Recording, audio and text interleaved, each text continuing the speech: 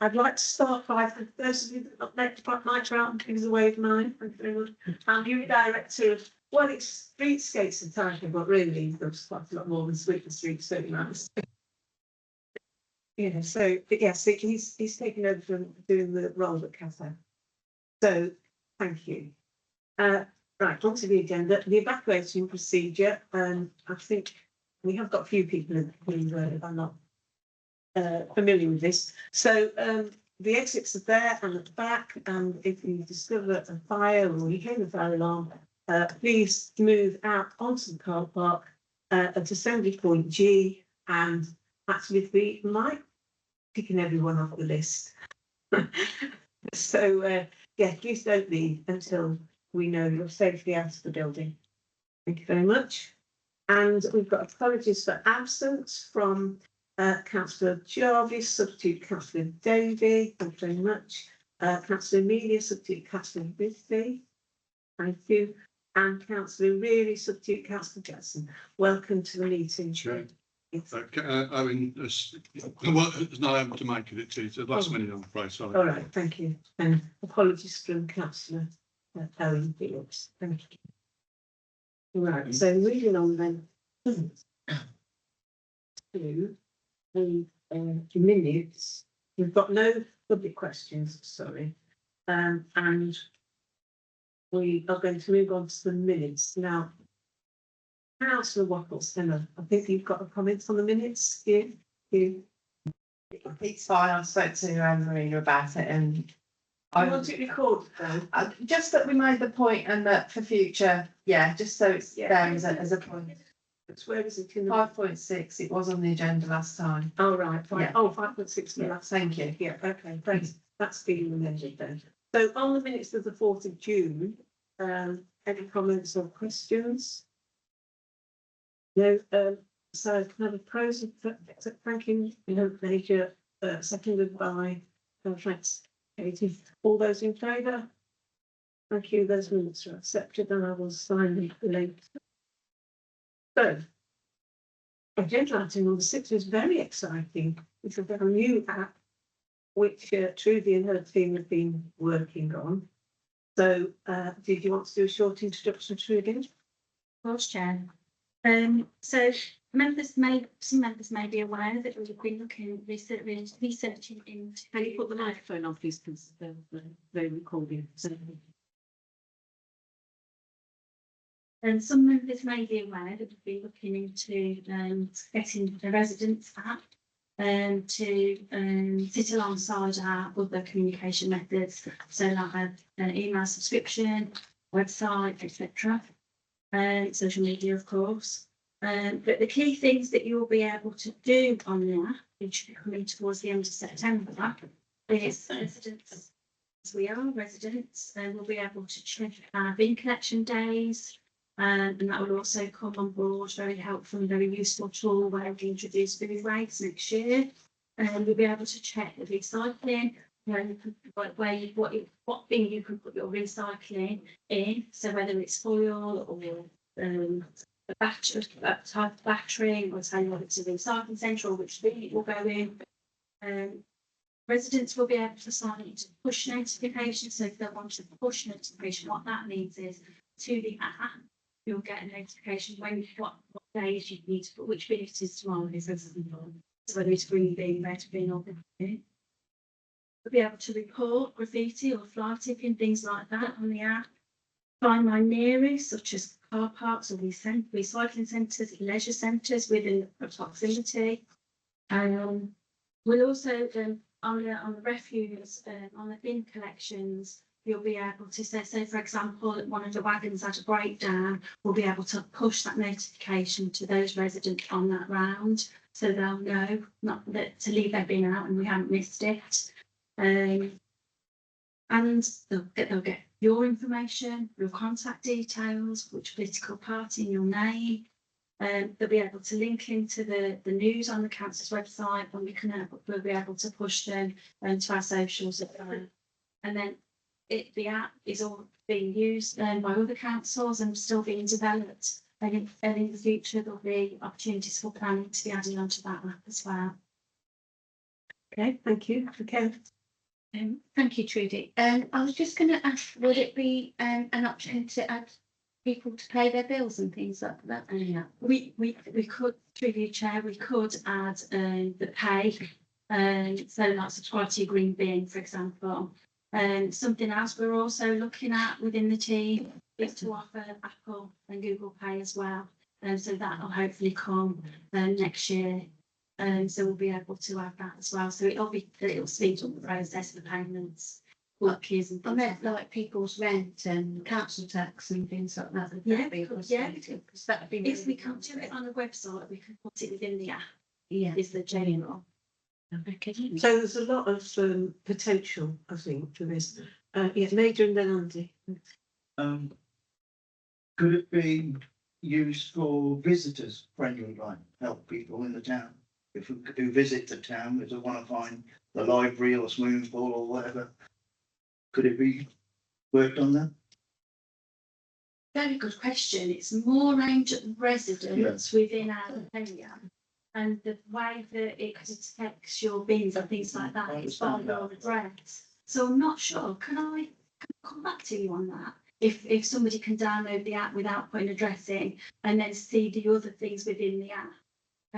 Because we will have points of interest. Okay, that's a good question. it is. You can look at that. Thanks, Judy. Yeah, so Andy. Yeah, based on the listed councils that have already got apps, do we know what the likelihood of take up is? Is it going to be popular, and what's the sort of, has it been a good reception to it? Through you, Chair, it takes up to 12 months to get a good sign up to the app.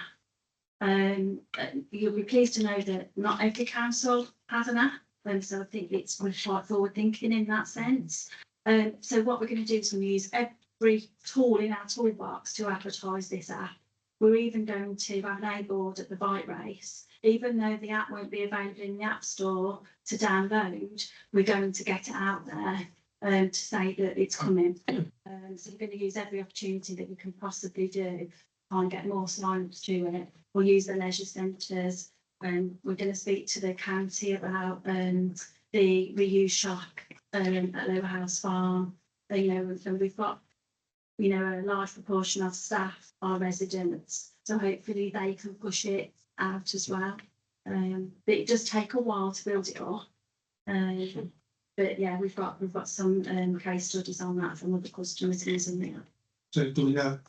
Do we know the what numbers? sort of percent numbers? Yeah, I don't know the numbers, but it does take, a good 6 months of push, and then people will do that. I think the increased activity on that is when you come into bank holidays and Christmas, for residents, because, how do I tell my bin is what date to present my bin if it changes over Christmas? I don't know sometimes. But it's that where it will really come into its own when the rounds change and we start that week at Christmas. And so that's when you see a spike. Thank you. Thank you. But one of the tools in the box is us. So we need to make sure that we get this out onto all our social media platforms as soon as we can. So whilst it's got lots of potential and it will be populated more and more as it goes out with different things that you're able to do, one of the reasons we want it in, at least by, I've got a date of the 29th of September now, haven't I, Trudy? Yes, Chair. So yes, it's because we are about to change the rounds, if you remember back to the previous meeting. We want this app out there before we change the rounds. Some people's rounds won't change, but quite a few people will be affected. And this will be a good way to get the app out. We are changing you around, but you've got an app you can look at if you're not sure about your bins. So so we're waiting until the app's out before we do the round changes. Davina, sorry. Thank you, Chair. Just a quick one. Trudy, you said that people will be able to see which councillor represents them. Is there a facility for them to be able to contact us as councillors? Or, we we're discussing this with Katie, you would get an awful lot of messages on the evening when I'm sitting down having my tea. Facebook will keep, and there's more people than ever than actually email me, contact me on Facebook. So I wondered if there was a facility for that. Thank you. I'm looking at another councils within our county that's using it, and they've got the ward, the party, your name obviously, address, and if you didn't want your personal address, then you've got this particular councillor has got the council address, the telephone number and an email address. You don't have to make all that available on the app, but you can if you wish to. Thank you. Katie? Sorry, just a quick one. You know, would there be push notifications on this app? So swimming pool's closed, sorry, Mark. Swimming pool's closed, or you know, if there's like in health and wellbeing working party, there's often stuff that we get asked to push by other like partners, like it's I don't know, domestic abuse awareness week or and stuff like that. Could we have push notifications for stuff like that so people know, like that sort of thing? Thank you. Thanks, Chair. Sorry. Excellent question, through you, Chair. The push notifications are traditionally around the bin collection thing. So if I can get back to you on that.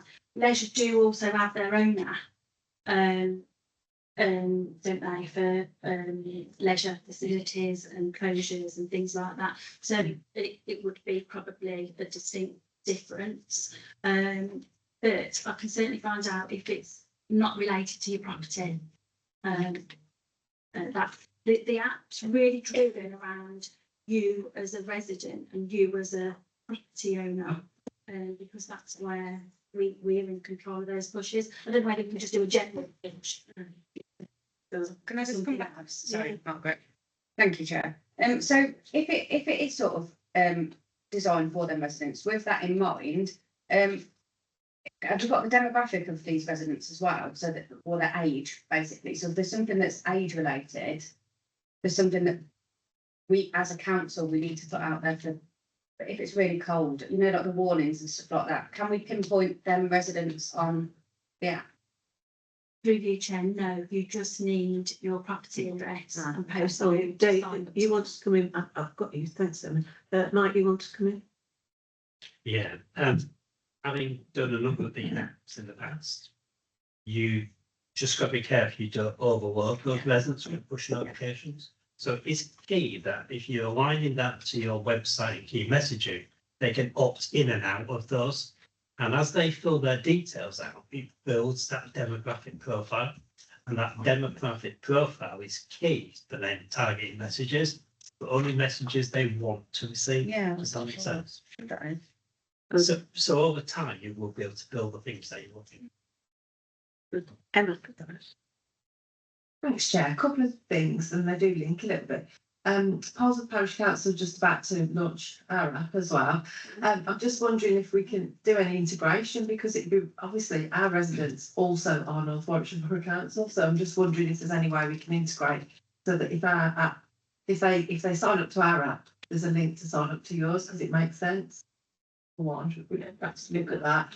And the other thing is we're also about to revamp and make better our flood policy. And I'm just wondering if there's any way that we could have something on your, because obviously you're one of our layers, as it were, of contacts.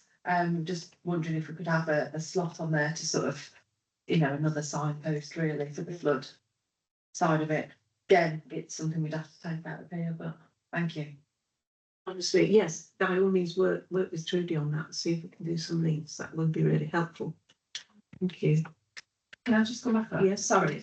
While we're on the subject of flooding, actually, just as a thing, it's something that I was going to ask to bring up as a wider issue from a CNE point of view, because I'm guessing that there's a lot of parish councils as well that would like to feed in, and I think we're probably due a flood policy revamp, having tried to seek info to support ours with North Warwickshire Borough Council's website. So I'm just thinking that it might be timely, as I've mentioned it. I know it's not on the agenda, but just as a little So as a thing. flood policy, I'm not sure who's responsible. Are you responsible for that, Trudy? No?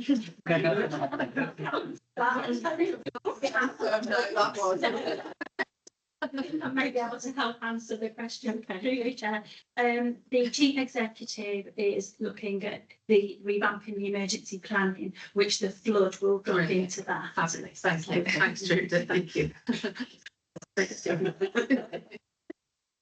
Right, so we are asked to note this report, but I wanted to make an extra recommendation. So we've mentioned the fact that this app is going to first of all be linked to our new waste collection. There is so much going on with waste collection at the moment that we would like to set up a members working group similar to the one we've got for leisure on waste collection, because we've got lots of decisions to make. There's lots of government regulations coming down the line.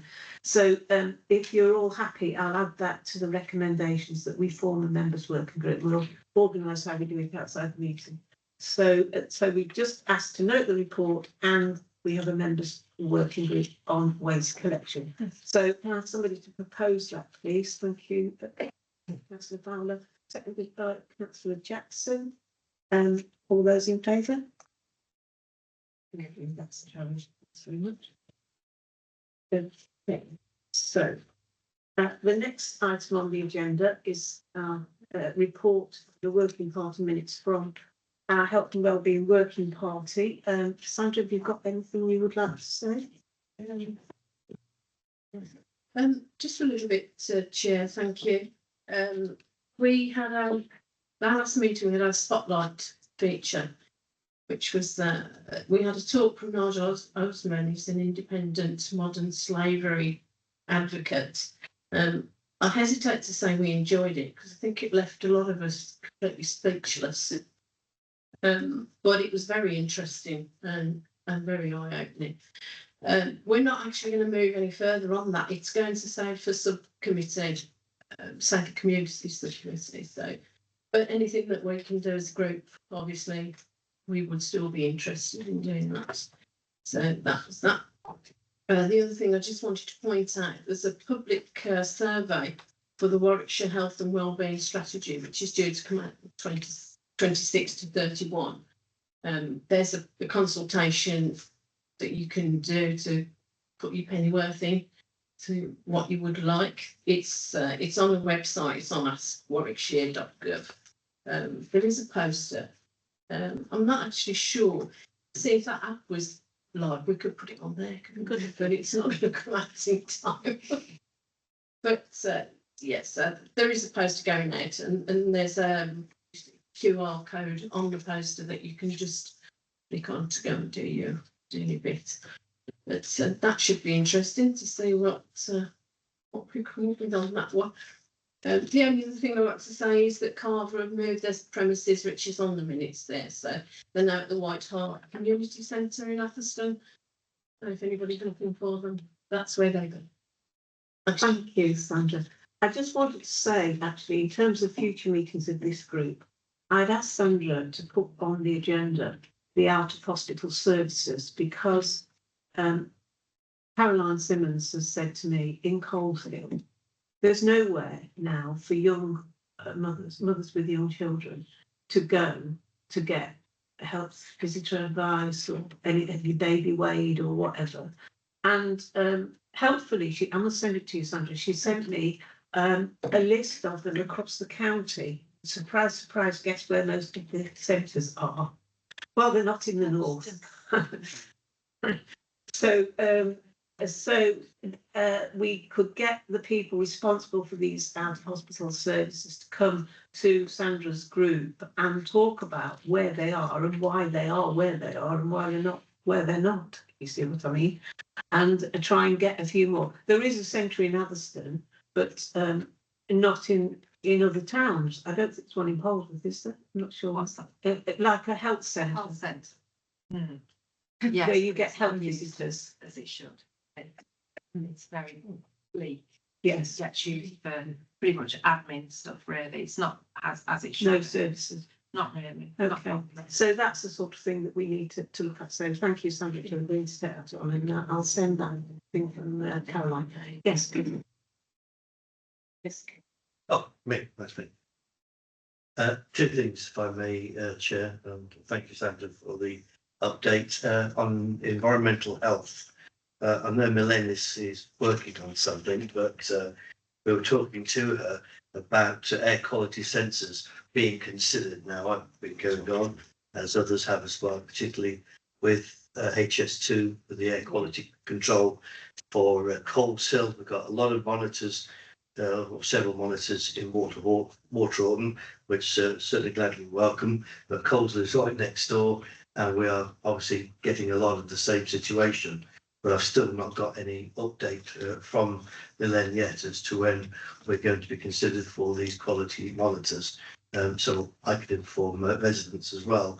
And the second one is I noticed guidance on bonfires was discussed and will be circulated with the minutes. I don't think with this minutes, because if there were, there's nothing there. Because one thing I'm kind of curious with bonfires, because guaranteed, as soon as you get lovely weather, some person, and I'm probably sure a lot of members have had the same situation, as soon as you get a lovely day, ladies and guys have done their washing and put it out, and then somebody lights a bonfire. And you just wonder what the legal situation is now regarding people lighting bonfires in their gardens day and night. Yeah. And I'd be very interested, because I get complaints about that from people saying this is so wrong that people are lighting bonfires in their gardens now. Thank you. Sandra. Yeah, going back to your point about the monitors, there are some mobile monitors that we funded through the Health and Wellbeing Party that are due to, that have been up for nearly a year. They're due to come down in October. So we're looking at where we can put them. So Milan's looking for people to say we could do one in this area. So that's, but I'm not sure whether we've got one the next lot or whether it's ongoing. I think for you, Chair, I think I had one. Couldn't operate it, but it's a personal one. And No, it isn't. unless these are different, it sounds like they might be Yeah, different. they're different. Thank you. They're situated. But I'd be interested to know about the bonfires as well. Emma and Den. Thanks, Chair. Just to respond to that, I think I remember we had a conversation with Milan about some of the key areas, because when we talked about water, we've talked about Polsworth and Dordon, well, Dordon mainly, but because of what we wanted to do was set a baseline before any building, so that if you remember, we could assess any, impact. But we also mentioned that it was important that we did some monitoring for Waterhorton and Coleshill, because if HS2 were already doing it, they're marking their own homework. And remember that phrase being used. So we were quite keen that they moved to that area alongside Waterhorton, for that reason, so that because we're only reliant on their data and it's coming from them, and it's like a little bit, well, actually, we'd like to mark the homework, thank you. So I remember having that conversation, didn't we? So I would be very surprised if Milan doesn't already know that that's an area that we've picked, as it were, so suggested, should I say. Well, perhaps what we could do for the September board is to ask Milan to come and give us the results of the monitoring that's already been done, and then talk about where the monitor's going to be moved to. Okay, thank you. Katie. Thanks, Chair. So with the air quality reports, they're not out till October. So they need the full time with the units. You can monitor them live online as well. I got a bit addicted to it at one point. So it is interesting stuff, actually, if you like that kind of thing.